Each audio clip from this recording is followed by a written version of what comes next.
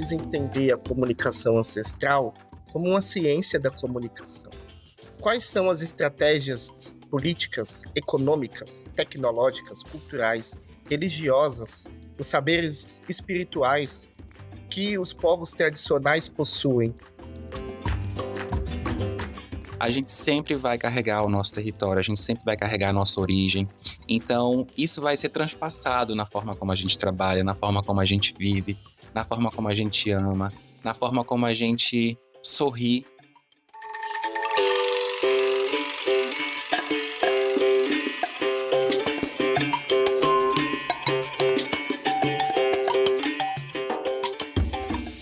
Quem é Karl Marx na frente de uma mãe de santo? Essa provocação é do filósofo e escritor quilombola Antônio Bispo dos Santos e rolou recentemente numa roda de conversa que foi registrada no seu Instagram.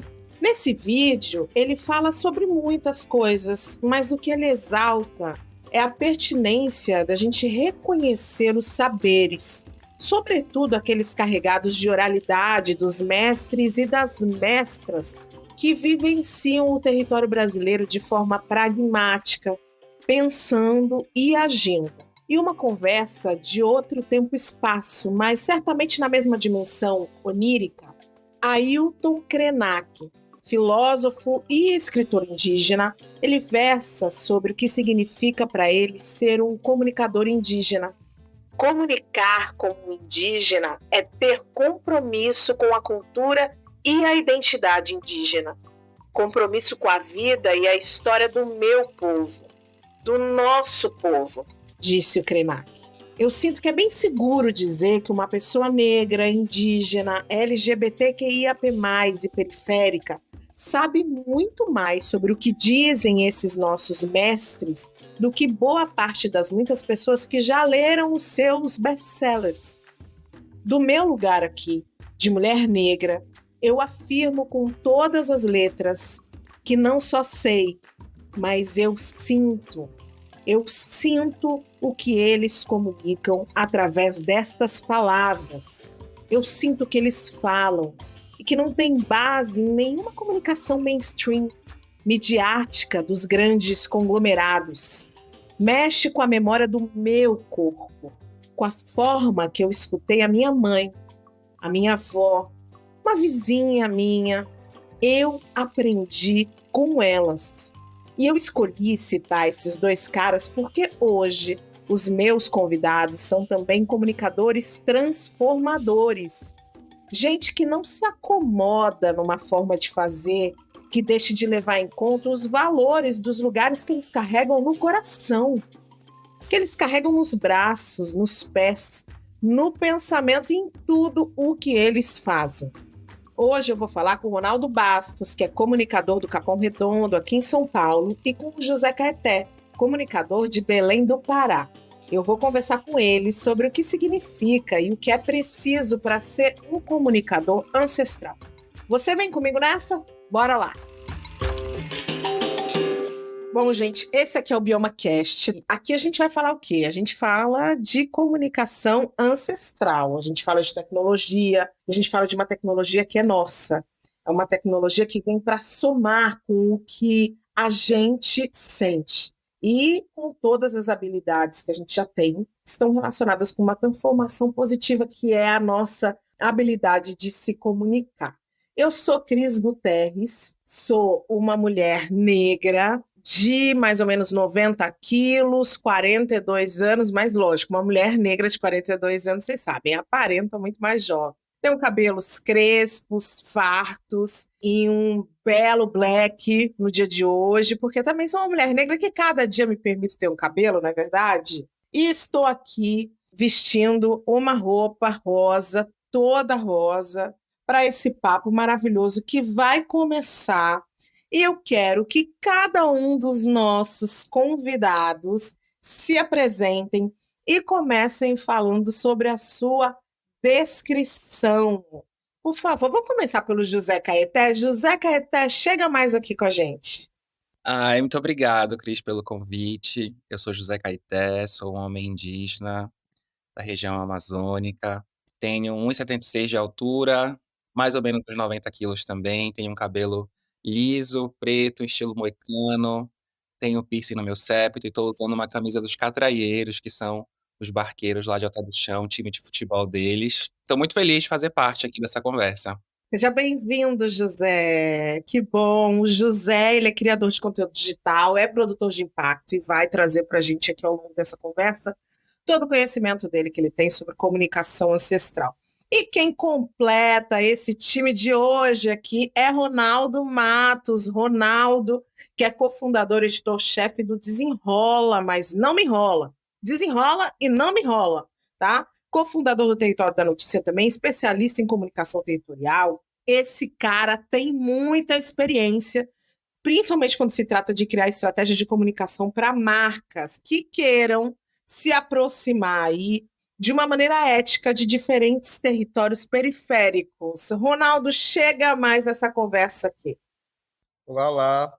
Sou Ronaldo Matos, sou um homem negro, cabelo cacheado, barba por fazer. Estou com a camisa preta do lado de cá, simboliza a cultura do futebol de várzea nas periferias.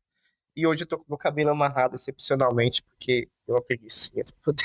Eu amei, vocês combinaram de vir com a camiseta de futebol de várzea, eu devia ter vindo com a minha do João 23. E aí vocês dois vindo com a camiseta do time de várzea, que é esse time da periferia do nosso território, que diz muito sobre nós. A gente já começou o programa de uma forma muito bacana, tô feliz. Meninos, bora começar a nossa conversa? Eu quero começar aqui. A gente está falando de habilidades de um bom comunicador. Então, eu quero saber de vocês, José, o que é ser um bom comunicador? Olha, se eu te falar que a minha formação é engenharia, eu sou engenheiro de produção, então a comunicação chegou para mim empiricamente, assim, na vida. Aprendi e continuo aprendendo até hoje o que é me comunicar, a melhor forma de me comunicar. Mas eu acho que um bom comunicador ele precisa ter uma leitura muito boa de quem está escutando ele, né, para você ser de fato muito efetivo nessa conexão. Porque eu acho que a comunicação ela conecta, né, você com a outra pessoa. Então, para fazer essa ponte acontecer, você tem que fazer a leitura do outro. Para o meu contexto, tem que ser muito objetivo, uma linguagem muito simples e ter muita empatia também. Acho que eu diria que, do meu contexto, esses são as principais características, assim, habilidades que um comunicador tem que ter. Você sabe que essa conexão que você faz de falar, de estar atento em quem te escuta, quem te ouve, isso é uma coisa que eu sempre trago. Porque muitas vezes as pessoas estão comunicando, mas ela não tem esse cuidado de prestar atenção. E quem é que está te ouvindo para saber o que você está falando? Essa pessoa está entendendo? Você está olhando para ver se ele está ali com os gestos te dizendo se está entendendo ou não? Porque a comunicação não é só a fala, né? A comunicação é um todo, é o gesto, é a imagem, tudo faz parte, né?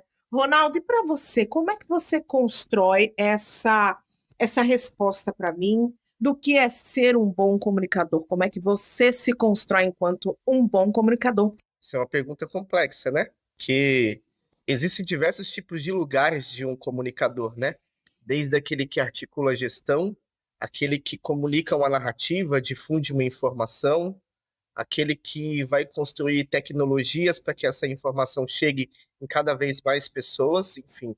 Mas eu vou falar de um lugar que é de um comunicador que não só produz informação, mas também pensa em como produzir essa informação, produz um conhecimento. Eu acho que um bom comunicador, eu acho que ele precisa aprender com o território coisas que são relevantes para os territórios, para os moradores, a serem difundidas, a serem debatidas, né? A serem traduzidas e principalmente a serem reveladas, né?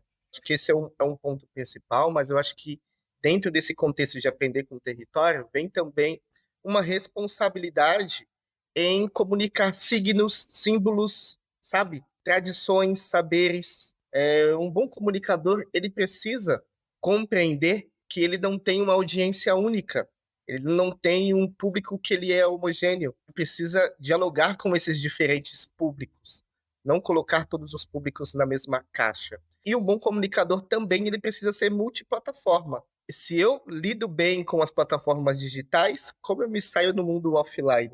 Então, eu preciso também ter essa dimensão que, enquanto eu me aproprio dos recursos digitais para difundir, para produzir informação, eu preciso também ter essa consciência que nem todo mundo está nesse ambiente digital e que o ambiente digital ele não possibilita uma qualidade na difusão de informação, uma qualidade na atenção das pessoas. Então, um bom comunicador ele precisa estar atento a esses processos para que a produção e a difusão da informação caminhem juntos, né?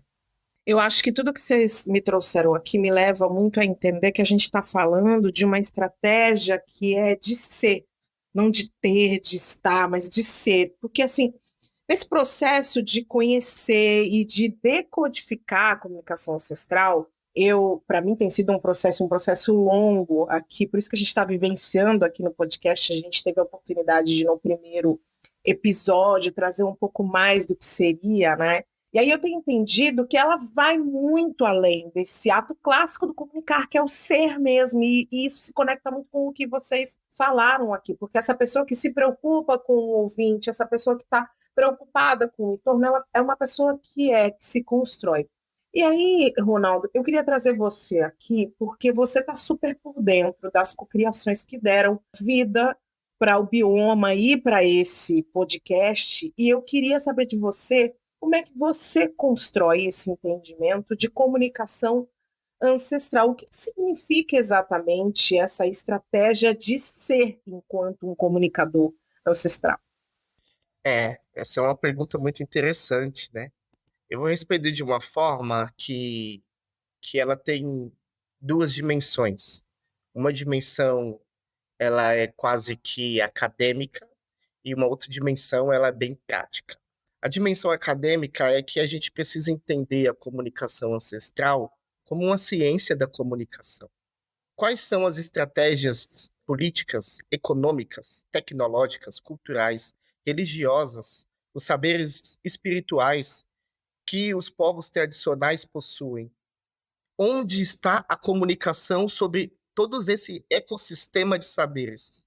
Então, quando a gente tem a possibilidade de fazer um mergulho nesses saberes ancestrais milenares, a gente tem a possibilidade também de descoberta e percepção de um grande vazio no atual ecossistema de comunicação de mercado, seja na publicidade, no marketing, no jornalismo, nas plataformas digitais.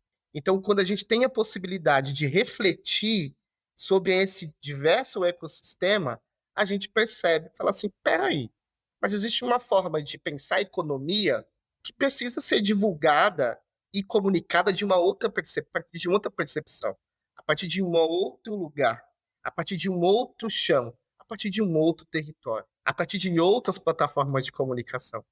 Então, eu acredito muito que a comunicação ancestral é uma ciência de resgate desses saberes ancestrais, que são cosmológicos, né? Não é único, é muito diverso.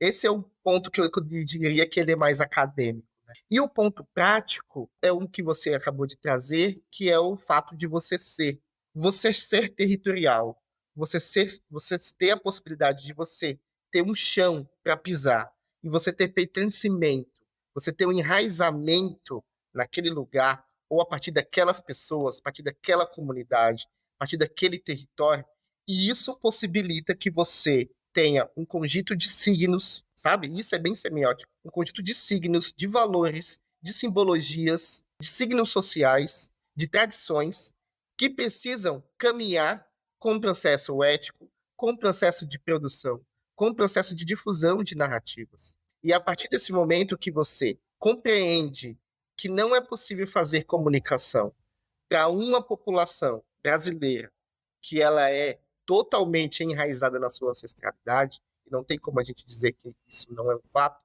a gente precisa entender que esse caminho profissional é uma maneira da gente construir um processo de reparação histórica na comunicação brasileira. Esse é um ponto. A Universidade do Minho, em Portugal, tem um curso chamado Comunicação e Territórios.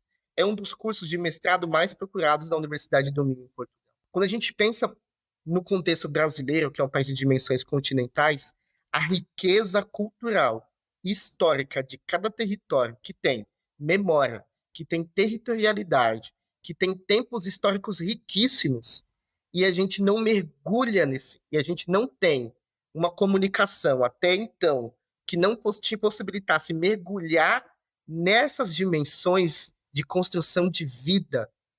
E a comunicação ancestral, eu acredito que é uma resposta, uma proposta pragmática para isso e estratégica para que a gente mergulhe nesse contexto.